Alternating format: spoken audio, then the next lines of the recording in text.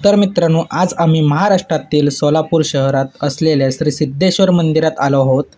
तर मित्रांनो, हे मंदिर ना सिद्धेश्वर मंदिर व सिद्धरामेश्वर मंदिर या दोन्हीही नावाने ओळखलं जातं. आणि या मंदिरातील शिवयोगी सिद्धरामेश्वर महाराज हे सोलापूरचे ग्रामदैवत आहेत. जेव्हा 12व्या शतकात सोलापुरात दुष्काळजनक परिस्थिती निर्माण झाली, तेव्हा सिद्धेश्वर महाराजांनी या तलावाची निर्मिती केली.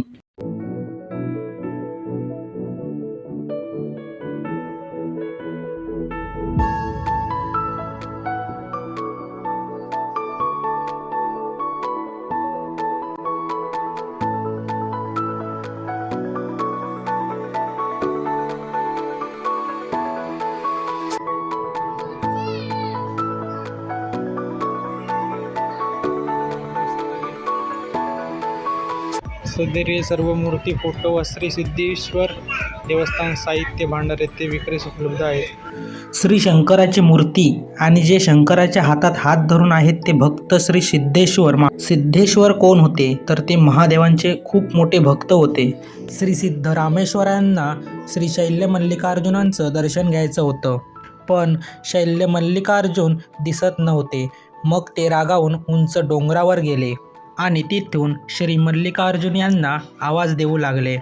3 वेळा आवाज दिला, पण नाही आला तर या कड्यावरून उडी मारणार. तिसरा आवाज देता क्षणी उडी मारली, परंतु उडी मारता क्षणी श्री मल्लिकार्जुन यांनी हात धरला सिद्धरामेश्वर यांचा. बाळा, उडी नको मारू, मी आलोय. श्री मल्लिकार्जुन हा महादेवांचाच अवतार.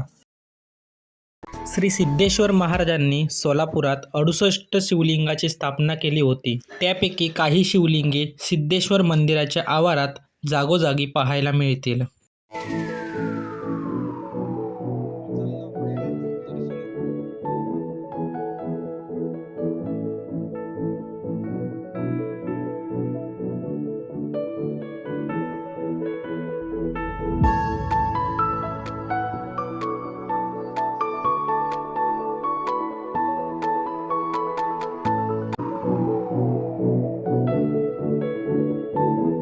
तर मित्रांनो, आता आपण मुख्य मंदिरात जाऊया. मंदिरापर्यंत पोहोचण्याच्या मार्गावर जागोजागी पांढऱ्या रंगाच्या पट्ट्या आहेत. उन्हामुळे तळपायाला लागणाऱ्या चटक्यांपासून संरक्षण करण्यासाठी ही सोय केलेली आहे.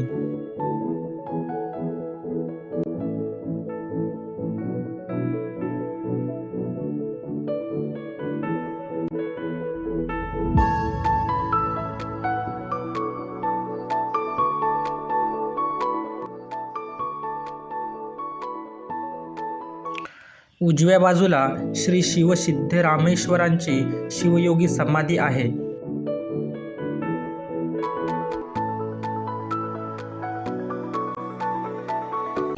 मंदिराच्या कळसाचा वरील भाग हा सोन्याचा आहे. सिद्धेश्वर मंदिर हे 12व्या शतकातील असून सिद्धेश्वर महाराजांनी घेतलेल्या शिवयोग समाधीनंतर हे मंदिर बांधण्यात आले. या मंदिराचे अनेक वेळा नूतनीकरण करण्यात आलेले आहे.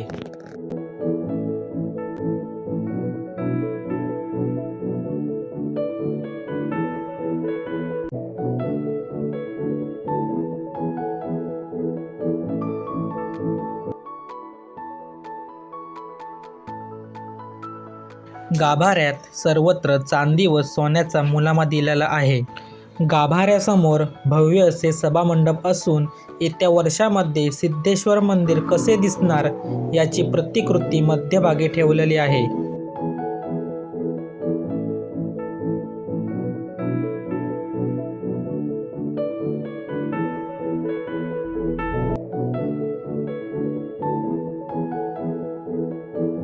मंदिराचे कोरीव काम कसे चालू आहे हे मी तुम्हाला थोडक्यात दाखवतो.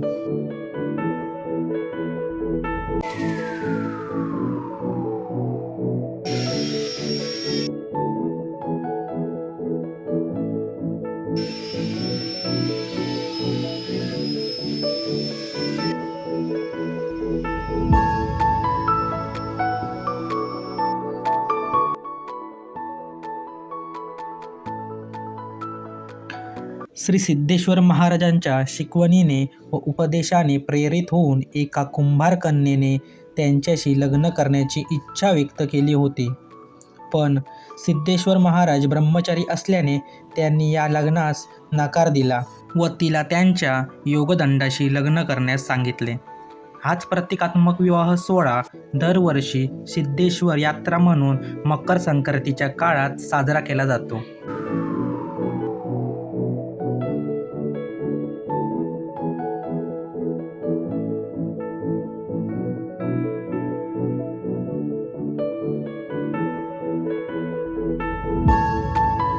तिन्ही बाजूने वेढलेल्या तलावाच्या मधोमध हे सिद्धेश्वर मंदिर आहे. संध्याकाळी मंदिर व तलावाच्या परिसरात रंगबेरंगी लाइटिंग केलेली असते.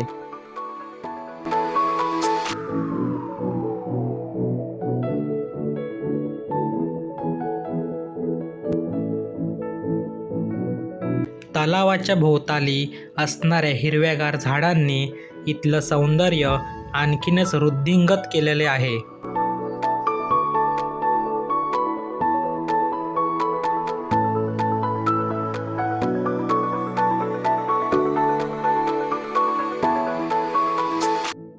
तर मित्रांनो, 5 मिनिटापूर्वी आम्ही तलावाच्या त्या बाजूला होतो आणि आता या बाजूला आहोत आणि या बाजूला बाकीची मित्रमंडळी फोटोशूट करतात. आणि आम्ही ज्या ज्या देवस्थान ठिकाणी फिरलो त्या ठिकाणी आम्ही प्रसादी घेतली. आता मी ही श्री सिद्धरामेश्वरांची प्रसादी म्हणून ही प्रसादी घेतली. इथे येऊन खूप मस्त वाटलं, मन कसं प्रसन्न झालं. तुम्ही पण कधीतरी या आणि श्री सिद्धेश्वरांचं दर्शन घ्या. जानेवारी महिन्यातील मकर संक्रांतीचा आठवडा, महाशिवरात्र, श्रावण महिना हा श्री सिद्धेश्वर मंदिरात येण्याचा उत्तम कालावधी आहे.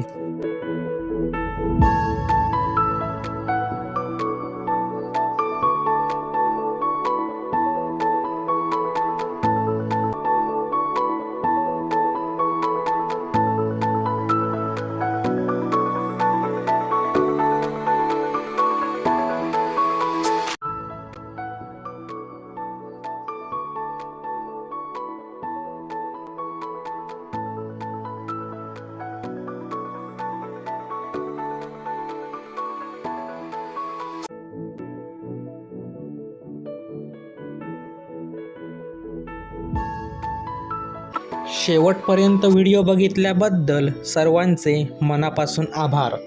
व्हिडिओ आवडल्यास व्हिडिओला लाईक व चॅनलला सबस्क्राईब नक्की करा.